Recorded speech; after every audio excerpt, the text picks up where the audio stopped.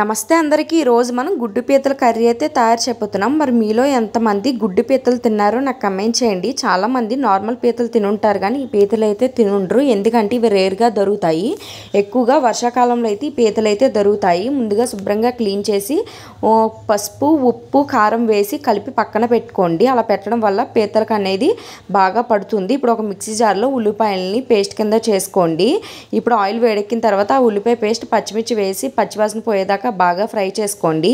ఇవి ఫ్రై చేసుకున్న తర్వాత మనం ఓన్గా తయారు చేసుకున్న మసాలా అయితే వేసుకోండి.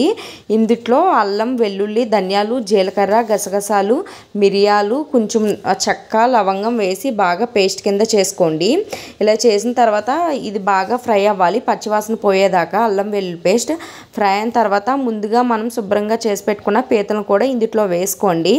వేసి నేను చూపించిన విధంగా ఇలాగ ఒకసారి తిప్పండి. గరిటెట్టి కలపడానికి మ్యాక్సిమం అవ్వదు, ఎందుకంటే పీతలు చాలా పెద్ద సైజులో ఉన్నాయి.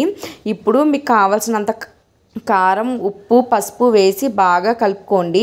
నేనైతే ముందుగానే చింతపండు పులుసుని అయితే నానబెట్టి పక్కన పెట్టుకున్నాను. ఆ పులుసును కూడా వేసుకోండి. చూడండి బాగా ఉడకాలి. ఫైనల్గా కొత్తిమీర అయితే వేసేయడమే, అంతే. ఎంతో టేస్టీ రుచికరమైన గుడ్డు పీతల కర్రీ అయితే రెడీ అయిపోయింది. టేస్ట్ అయితే చాలా బాగుంది. ఇలాంటి మంచి వీడియోస్ కోసం మన ఛానల్ సబ్స్క్రైబ్ లైక్